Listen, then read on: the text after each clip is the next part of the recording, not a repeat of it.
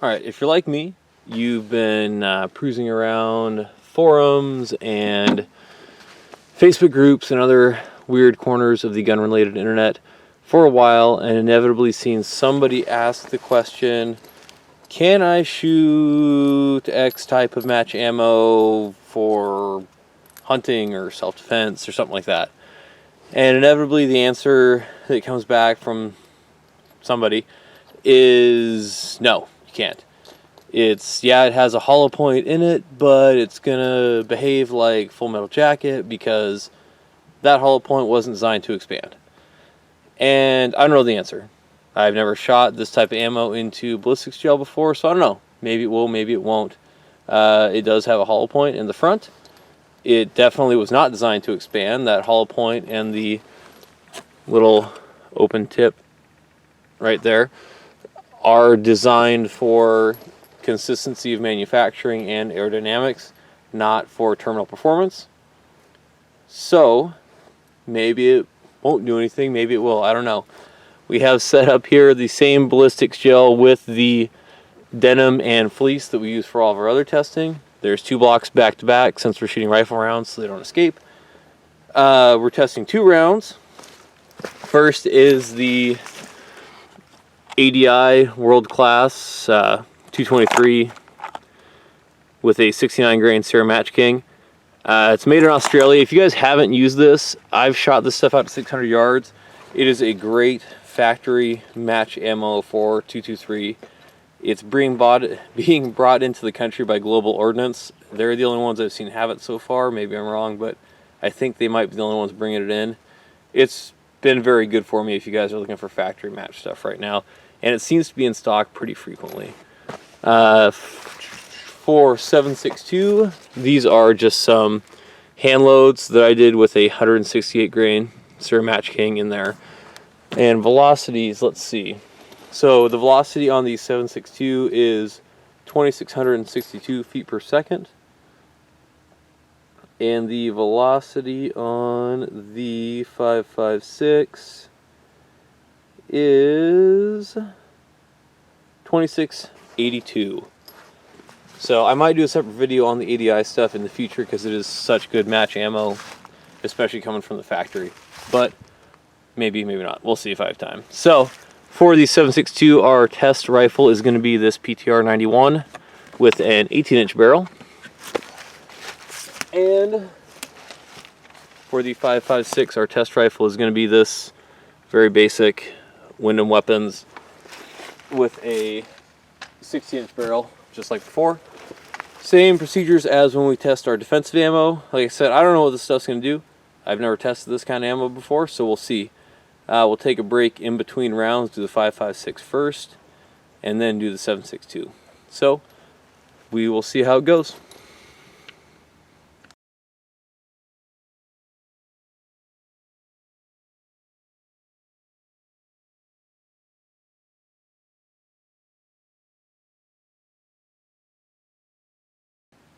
Alright, the ADI 5.56, you can see went in real small wound channel there for the first,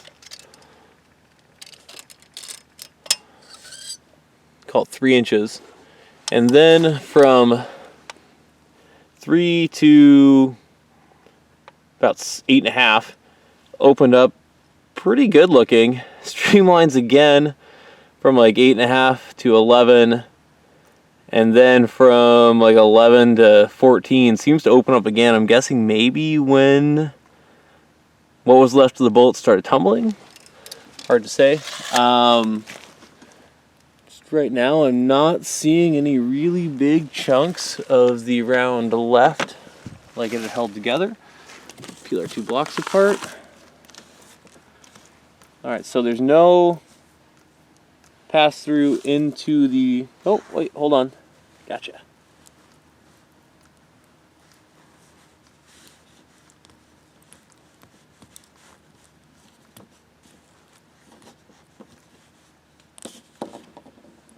All right.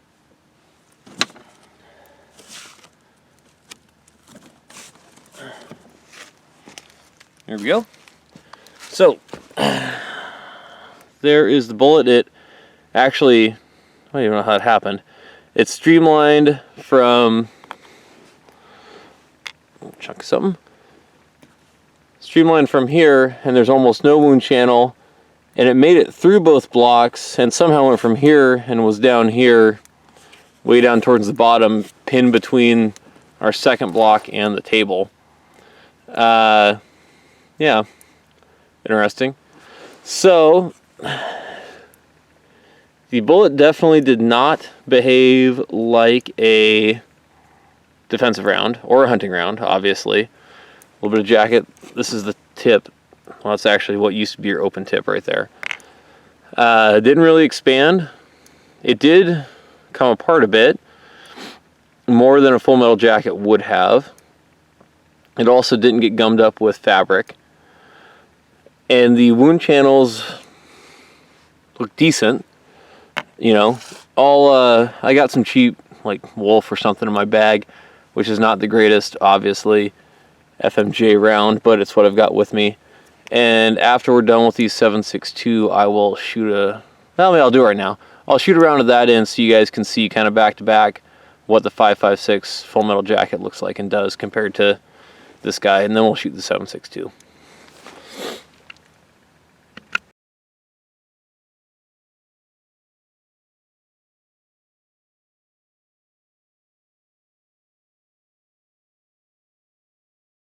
So, just shot one round of our super high quality tool ammo into the block to give you guys a reference for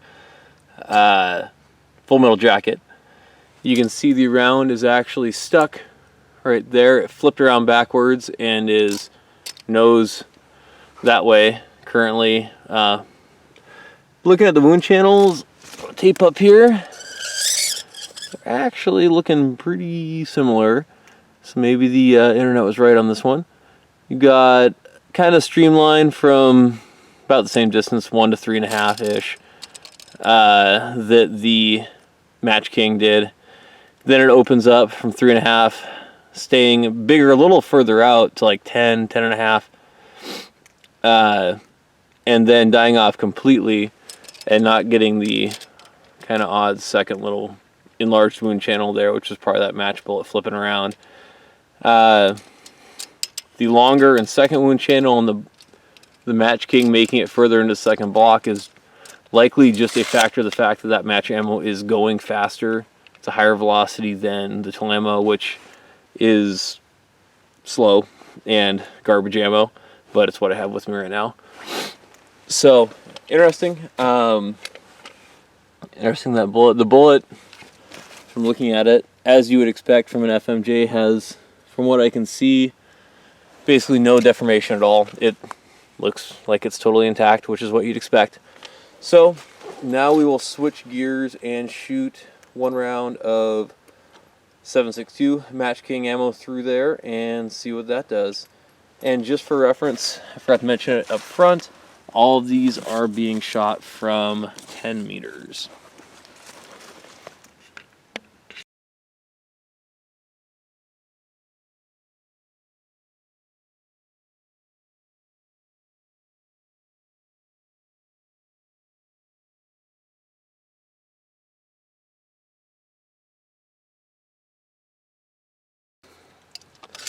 Alright, so with all the wound channels, things are getting a little confused on our block here, but the 7.62, if you can see, is the middle slipstream. You've got our first 5.56 round on bottom, our second one on top. The 7.62 is the one in the middle. So it's staying, well, with a very small wound channel out to like 8 inches.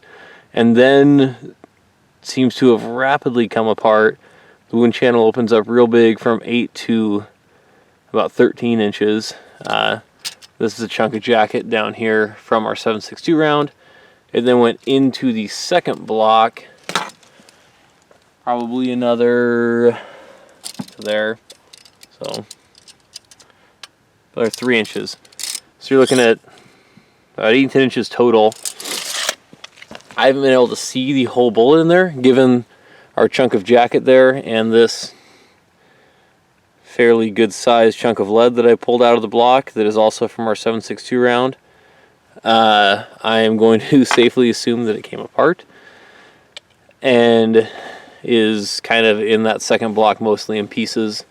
Can explore that a little more later. But so, is the internet right or is the internet wrong? You know, I'd say honestly, a lot of our wound channels look pretty much like, especially the 5.56 ones. I don't have a FMJ 7.62 round to test with me, sorry. Look very similar. You know, the lower velocity of the tool ammo meant that it didn't penetrate as far, but that's a velocity issue, not really a bullet design issue. The 7.62 did come apart much more than the 5.56. I don't know if that's because it has a bigger cavity or it's just, I don't know. But it did come apart more. Definitely not in a way you'd expect from something like a self-defense or a hunting round. But there you have it. I'm not going to tell you what's right for you or what's not. It is what it is. Make your choices based on what you're seeing here. I can tell you that, you know, whether it's police snipers or military snipers, they do use these types of bullets. They use open-tip match bullets or the newer versions of these bullets which have a little ballistic tip over the cavity. That choice has been made for accuracy because of the consistency and the level of accuracy these types of bullets provide, not for terminal performance. So don't think because they're using it, it's going to be the best application for what you're doing. Kind of take this and other info you find out there and hopefully make the best decision for you. I hope this has been helpful. If there's any other stuff like this you guys want to see, let me know. I'm happy to do it. Don't forget to like or subscribe. Thanks.